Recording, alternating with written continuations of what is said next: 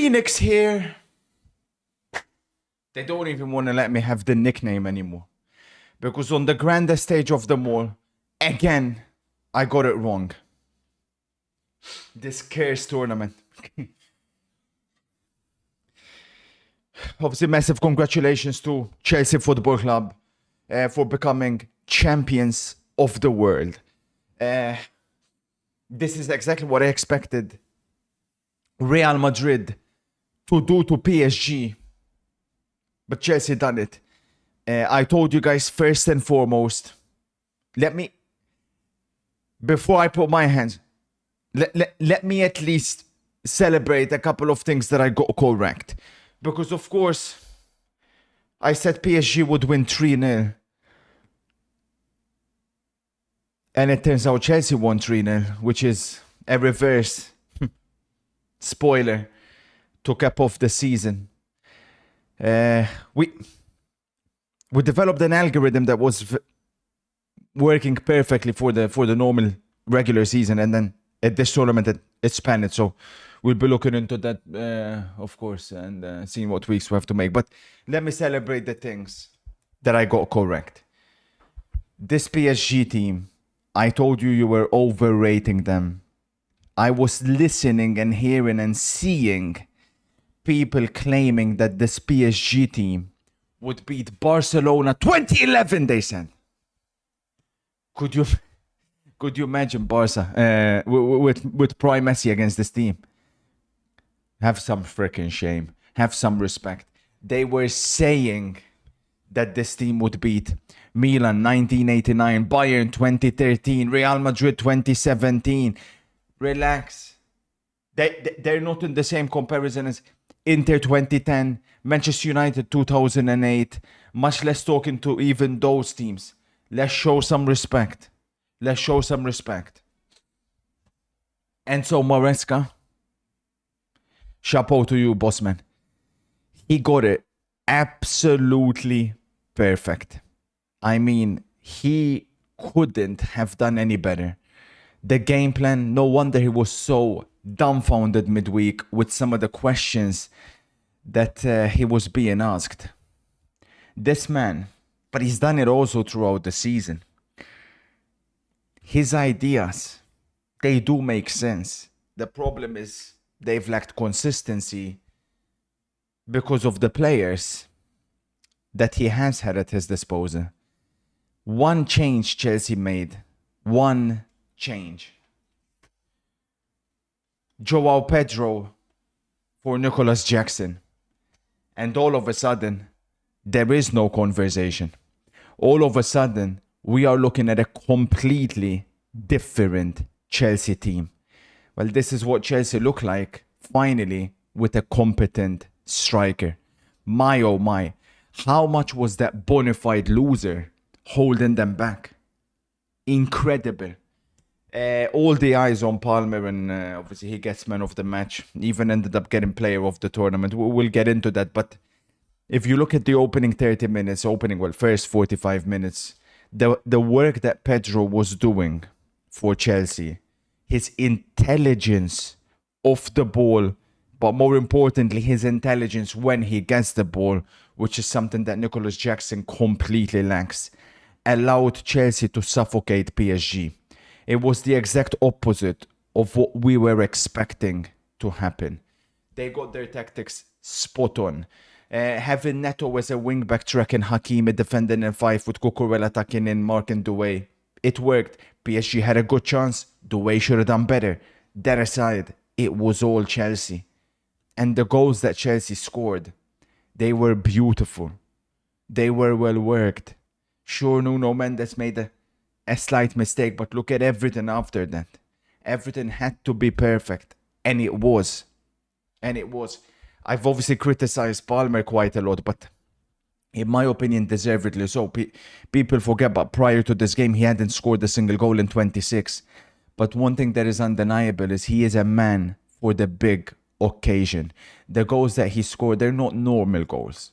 It's funny because he missed the chance very early on after, again, fantastic play by Joao Pedro with the flick. I thought he should have hit the target on that occasion. but he didn't let it affect him. And that's what separates these top players. His mentality, that's a lot of talk about it, you know. I've criticized him because I do think he's buying into this a little bit, you know, this Code Palmer thing, and as a result, I think it's affected his game. But ultimately, this is an individual with negative IQ, and in a way, it's a good thing. Not negative football IQ, negative general IQ. So whilst many players in this position would be second guessing everything, he doesn't second guess. He still keeps doing what he's doing, and it paid off perfectly for him. The defense, first and foremost, like I told you in the video that I made specifically about what Chelsea need to do in the summer, that's why I still stick with Sanchez. There's questions, and I'm not saying he's not going to make mistakes. He will make mistakes in this upcoming season. But the way he has finished this season, you have to stick with him. Same thing with Chalobah. The people saying remove Chalobah for freaking what? Are you crazy? Have you been watching since he's come in? Colwill, same. Last 3 months. People forget he's still young. Sure, he has the bozo gene, but he's still so young as a centre back. So much improvement, and he's been impeccable. He hasn't put a foot wrong in the past, 3 months again. Sensational. Cucurella, we know we've been praising him. Again, another solid performance. I don't like the rage baiting. I salute Joao Neves for grabbing that loser by his hair. Great player, but he's an elite rage baiter. Needs to grow the hell up. You don't want people pulling you from your hair. Cut your hair. Cut your hair then. Cut your hair. And the surprising performance came from Malo Gusto. You know how critical I have been of him. I still think Chelsea should get rid, but that was Malo Gusto from a couple of seasons ago, you know, which is surprising because I didn't think he had that in his locker. Reece James, you know the drill by now, like I've told you time and time again. There's a Chelsea with Reece James. There's a Chelsea without Reece James. My player of the tournament.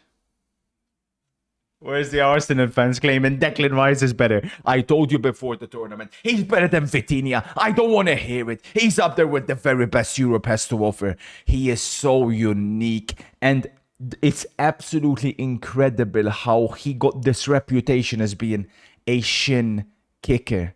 This guy, the amount of times he gets called for fouls when he actually wins the ball is incredible. It didn't happen as much yesterday, but throughout the tournament, throughout the season, he is sensational. I said, like, can he reach Kante level? Of course he can reach Kante level.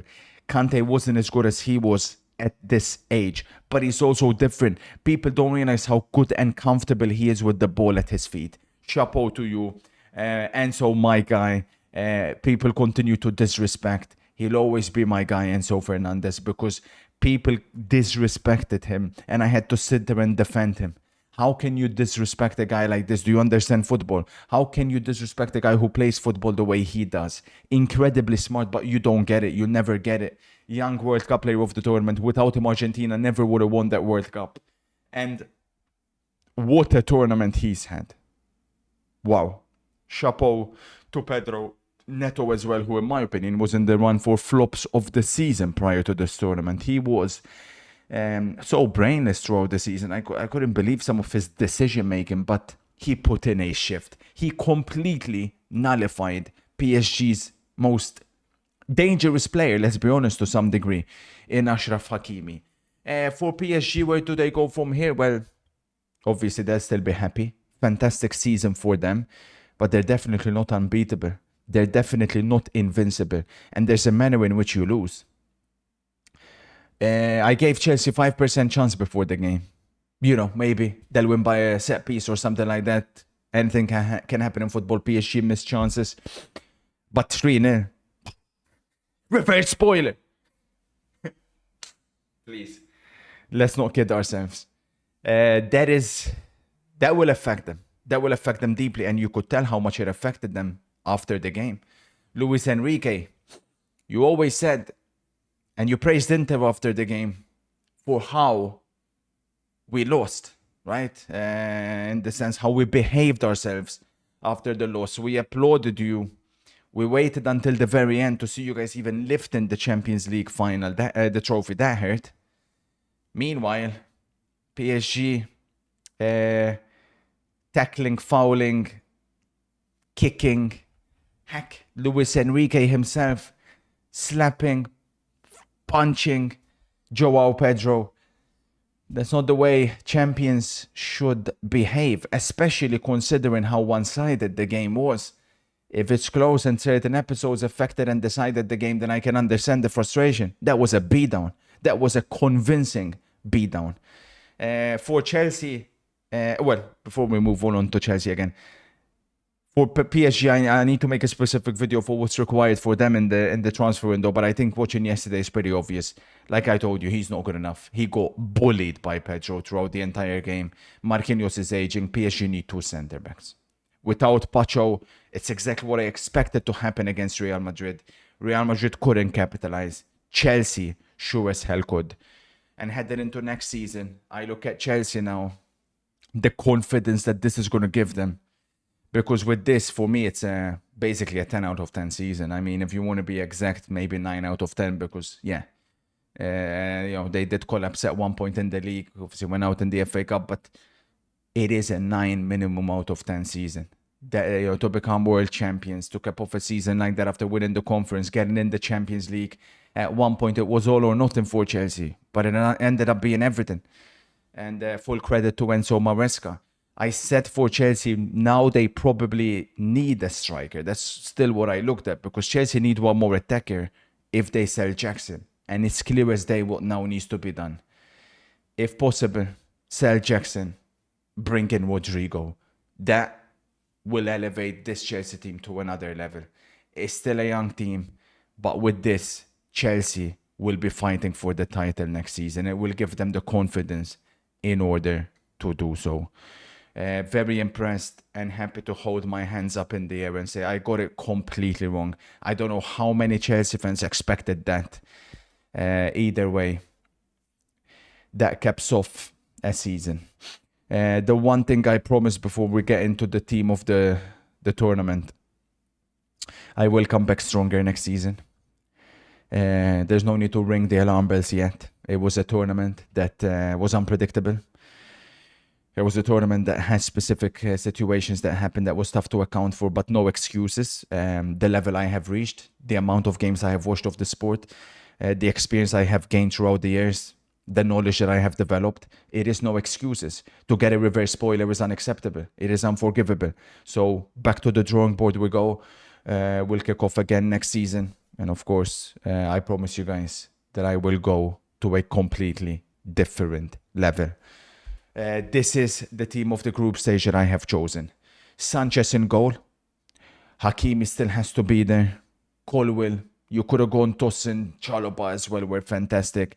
Ignacio from Fluminense. Thiago's had a very good tournament. Sergio Ramos had a good tournament. But for me, Colwill has to be in.